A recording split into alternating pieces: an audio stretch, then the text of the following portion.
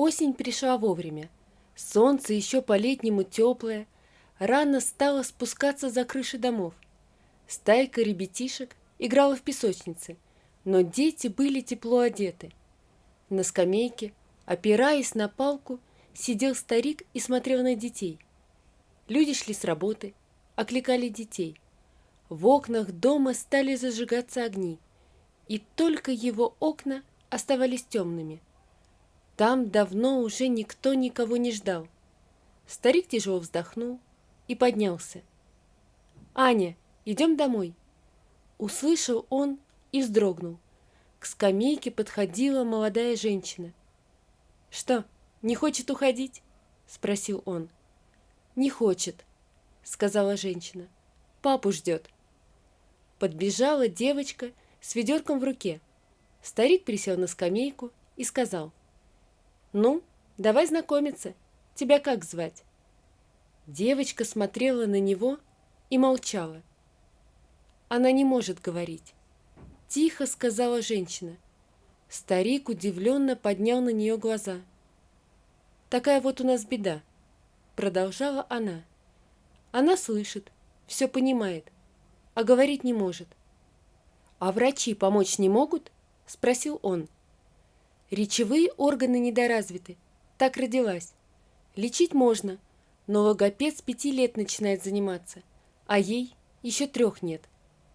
«А вы давно тут живете?» — спросил он. «Что-то я вас не знаю». «Мы здесь квартиру снимаем», — сказала женщина. «Муж — военный летчик. Недавно перевели сюда. А сами мы из Краснодара. Там у меня родители. Здесь никого нет, ни родных, ни знакомых». «Как тебя звать, милая?» — спросил он. «Наташа», — ответила женщина. «А меня Иван Петрович. Вот и познакомились». К подъезду подъехала машина. Из нее вышел военный. «Анюта, папа идет», — сказала Наташа. «Беги, встречай». Девочка радостно захлопала в ладошки и побежала навстречу мужчине. Он подхватил ее на руки.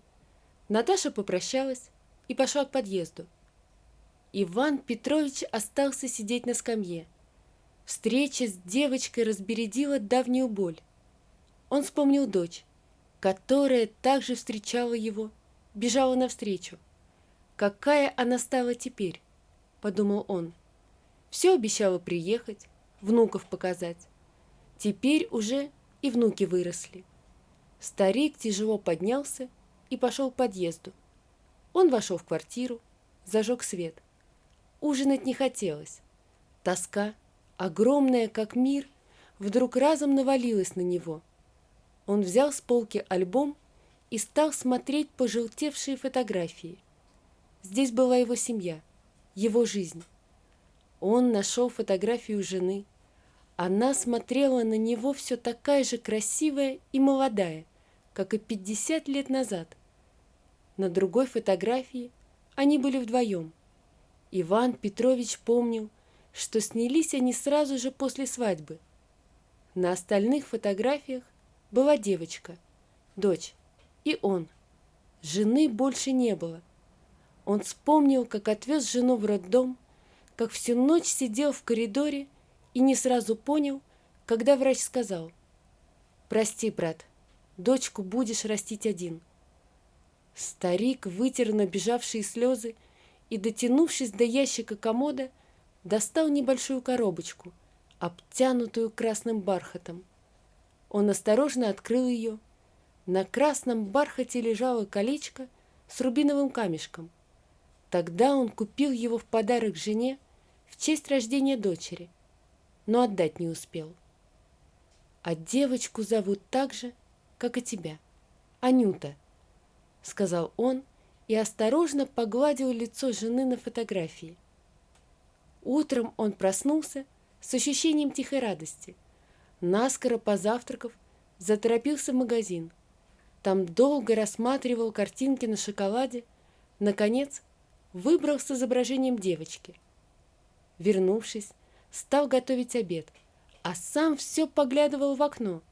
Смеясь и крича, из подъезда выбежали ребятишки. она кричать не будет, подумал Иван Петрович и стал прислушиваться к шагам на лестнице. Обостренный слух уловил осторожные шаги. Он подошел к окну и стал смотреть. Вот хлопнула дверь. Иван Петрович увидел Наташу, а потом и девочку. Они пошли к песочнице, где играли дети. Он взял шоколадку и вышел. Увидев его, Наташа подошла к скамье, поздоровалась. «День сегодня хороший», — сказал он. Наташа кивнула и грустно улыбнулась. «Видите», — добавила она, — «Аня опять одна играет. Ребятишки ее не понимают, когда она пытается что-то объяснить». Девочка поднялась и поискала глазами мать. Наташа помахала ей рукой. Увидев их, Аня подбежала и протянула руку, здороваясь. Иван Петрович задержал ее теплую ручку и положил в нее шоколадку. Девочка радостно улыбнулась. «А у вас внуки есть?» — спросила Наташа. «Далеко, в другой стране», — ответил Иван Петрович. «Дочь там живет. Лет 10 назад я к ним в гости ездил. Потом инфаркт случился. Теперь один уже не решаюсь далеко ходить, а не то что ездить». «А жена?» «Жена умерла на родах. Дочку я один вырастил». «Неужели за всю жизнь так больше женщины и не встретили?» «Такую не встретил. Женщины были, но то дочери они не нравились, то им дочь не подходила». «Ну, вкусная конфетка?» Наклонился он к девочке, так кивнула головой. «А ты приходи сюда каждый день, я тебя буду угощать. Придешь?» Аня запрыгала и захлопала в ладошки. Теперь жизнь Ивана Петровича наполнилась смыслом. Он убирал комнату, завтракал и шел встречать Наташу с Аней. Но о том, что их встречи не случайны, знал только он. Просто высчитал дни, когда Наташа ходила с дочкой в магазин и шел этой дорогой. Увидев его издали, Аня бежала навстречу.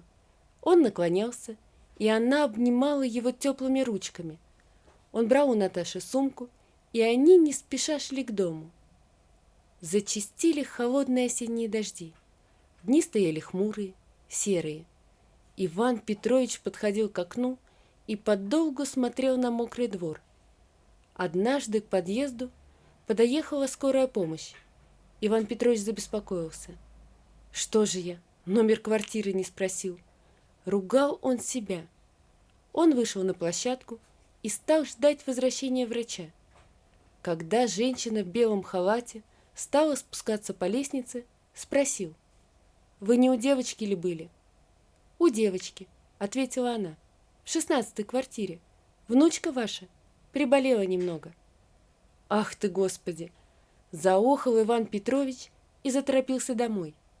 Он достал каштановый мед, который помогал от простуды, нашел сушеные травы, закрыл квартиру и поднялся на 4-й этаж. У 16-й квартиры задержался, чтобы унять одышку. Из-за двери услышал голос Наташи. Нерешительно нажал на кнопку звонка. Дверь открыли сразу. Увидев его, Наташа удивленно воскликнула: «Иван Петрович, как же вы на 4-й этаж поднялись? Проходите, Анюта заболела, вот мы и не выходим гулять». Он прошел за ней в комнату и увидел лежащую на диване девочку. «Ах ты моя красавица!» — сказал он, присаживаясь на край. «Вот, я тебе гостинцев принес. Лечиться будем. Мое лекарство сладкое. Вот это мед. Любишь мед? А это травки. Их надо заварить». Обратился он к Наташе. «Добавить 2 ложечки меду и пить». Немного посидев, рассказал Ане, что на улице дождь, холодно, что он все ждал их, в окно смотрел и не знал, что она больна. Увидев, что девочка задремала, поднялся и тихонько вышел в прихожую. Наташа проводила его, пообещав, что обязательно будет поить девочку отваром. Иван Петрович вернулся домой и достал заветный ящик. В нем он хранил свои инструменты и обрезки жести. Нашел небольшой лист, повертел его в руках и задумался. В магазине он видел мебель для кукол. Очень красивые игрушки, но дорогие. А Наташа с Андреем, как он приметил, жили скромно. Он взял карандаш, разметил узор и стал вырезать ажурную спинку для кровати. Всю свою жизнь он занимался резьбой по металлу. В каждом узоре отражалось состояние его души, мечты и желания. Потом он отпилил досточку, отшлифовал ее и прикрепил к спинке. Может, у нее и куклы такой нет, подумал он и, взяв кроватку, заторопился в магазин. Там он долго ходил, смотрел на кукол. Потом попросил продавца подобрать ему куклу. «Вот, для этой кровати», — сказал он. Девушка улыбнулась и принесла ему несколько игрушек. Он выбрал с голубыми, как у Ани, глазами и светлой косичкой. Походил еще по магазину, внимательно посмотрел на кукольный шкаф для одежды, повертел его в руках, о чем-то раздумывая. Дома покрасил кровать и поставил на окно сохнуть. Утро следующего дня выдалось солнечным. Иван Петрович обрадовался и стал посматривать в окно. К обеду потеплело. Во дворе послышались детские голоса.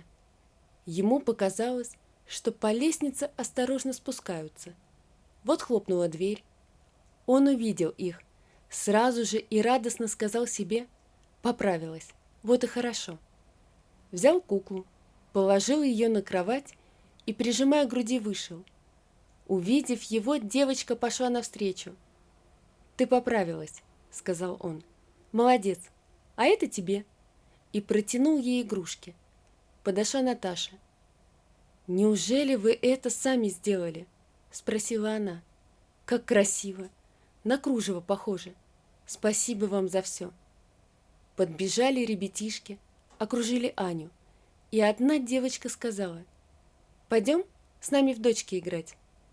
Девочка радостно кивнула и в окружении детей пошла к песочнице. «Что это сегодня люди все цветы несут?» — спросил Иван Петрович. «Завтра 1 сентября, в школу дети пойдут», — ответила Наташа и добавила: «А у Анюты день рождения 3 сентября. Знаете что, Иван Петрович, приходите к нам 3-го, я торт спеку, чай попьем, с Андреем познакомитесь. У него здесь никого из родных нет, тяжело ему без общения. И Анюта будет очень рада. К обеду и приходите». «Обязательно приду», — заверил он женщину. Наташа оглянулась и с грустью сказала: «Видите, опять Анюта одна». Действительно, дети что-то сообща строили из песка, а Аня стояла в стороне, прижимая к груди куклу в кроватке. «Анюта!» — позвала Наташа, и когда девочка подошла, спросила: «Нагулялась? Пойдем домой, будем твоей кукле платье шить». «А шкаф-то у вас для одежды кукол есть?» Девочка отрицательно покачала головой. «Мы все в коробочку складываем», — улыбнувшись, сказала Наташа. «Приданое готовим». После обеда Иван Петрович спустился в подвал. Там у него была кладовка, где хранились разные нужные вещи. Он взял кусок фанеры, рейки и ящик с масляными красками. Дома тщательно вытер все от пыли, сделал разметку на фанеристом листе и принялся за дело. Через 2 часа игрушечный шкаф был готов. Из старого кожаного ремня он вырезал крошечные навесы и прикрепил дверцы. Отдохнул, выпил чай с мятой и открыл ящик с красками. На дверцах он изобразил грозди рябиновых ягод и диковинных птиц в ярком оперении, а на боковых поверхностях всеми красками ярко цвели цветы. На следующий день он покрыл все изделие лаком и, довольный, сказал: «Вот, и подарок готов». К вечеру сходил в магазин, купил коробку конфет. Утром следующего дня он тщательно побрился, достал давно не ношенный костюм, примерил. Костюм стал свободен. «Ничего не поделаешь», — подумал Иван Петрович. «Старею». В обед он собрался, взял подарок и позвонил в знакомую дверь. Дверь открыла Наташа и крикнула в глубину комнаты: «Анюта, к тебе гость!» Послышался топот детских ног, а потом появилась и сама нарядная девочка. Иван Петрович протянул ей подарок и пожелал здоровья. Вышел Андрей, поздоровался за руку и пригласил всех в комнату, за стол. Иван Петрович сидел за столом в кругу чужой семьи, но ему казалось, что он давно знает этих людей. Что-то далекое и очень родное было в голосе женщины, в покое их квартиры. Они разговаривали с Андреем о работе, о далеком городе Омске. Он понимал, что надо уходить, но рядом, прижавшись к нему, сидела девочка, и он все тянул время, чтобы не возвращаться в пустую квартиру, в свое одиночество. С каждым днем становилось все холодней. С деревьев слетали последние листья. Однажды Наташа вышла на прогулку особенно грустной. Иван Петрович спросил, не случилось ли чего. Она вздохнула и сказала, что они получили квартиру. «Так это же замечательно!» — воскликнул он. «Мы получили квартиру в другом районе, далеко отсюда», — ответила она. «Ничего, милая, ты не переживай, я к вам в гости буду приходить», — сказал Иван Петрович и вздохнул, понимая свою святую ложь. Последнюю ночь перед отъездом Ани он не спал. Смотрел фотографии, вспоминал, как провожал дочь, когда она уезжала. Казалось, ненадолго. Сколько же потерь и разлук может пережить человеческое сердце, думал он. Утром, пока грузили вещи, он держал девочку за руку и все говорил ей, что скоро придет в гости, а у самого все внутри дрожало от боли и разлуки. Весь следующий день он пролежал не вставая. Торопиться было некуда и незачем. Потянулись серые однообразные дни. На улицу он почти не выходил, смотрел из окна на ребятишек и думал об Ане. Вспомнил, что в подвале есть детские саночки, которые он делал для дочери. Сейчас бы Анюте пригодились, подумал он и вздохнул. Однажды вечером у подъезда остановилась служебная машина. Как у Андрея, подумал Иван Петрович и увидел, что к подъезду идет Андрей. Когда раздался звонок, он, не спрашивая, открыл дверь. Андрей вошел и с порога сказал: «Иван Петрович, поедемте к нам. Сане плохо, не ест, не играет, сидит в углу с вашими игрушками. Наташа плачет». «Сейчас, сейчас», — заторопился он, взял баночку с медом и достал коробочку с колечком. Через 20 минут они подъехали к новому многоэтажному дому. Лифт остановился прямо у квартиры. Андрей открыл дверь, и они вошли в квартиру. «Аня, Наташа, встречайте гостя», — сказал Андрей. «Иван Петрович, дорогой вы наш!» Услышал он голос Наташи, и тут же послышался топот детских ног и радостный крик девочки. «Деда, деда мой приехал!» «Ты заговорила, внученька, умница ты моя!» — говорил он, обнимая девочку, а сам украдкой вытирал глаза. Но это были слезы радости, ведь одиночество двух сердец закончилось. С тех пор прошло несколько лет. Аня закончила 1 класс. Иван Петрович живет в семье Андрея и Наташи. Он водит Анюту в школу и забирает ее домой. Наташа работает. Андрей часто летает в командировки, но теперь он спокоен за своих женщин. А колечко с рубиновым камешком ждет, когда Анюта подрастет. Вот такая история, друзья. Напишите, пожалуйста, что вы думаете об этой истории. Не забудьте подписаться на канал и поставить лайк. Всего вам доброго. До свидания.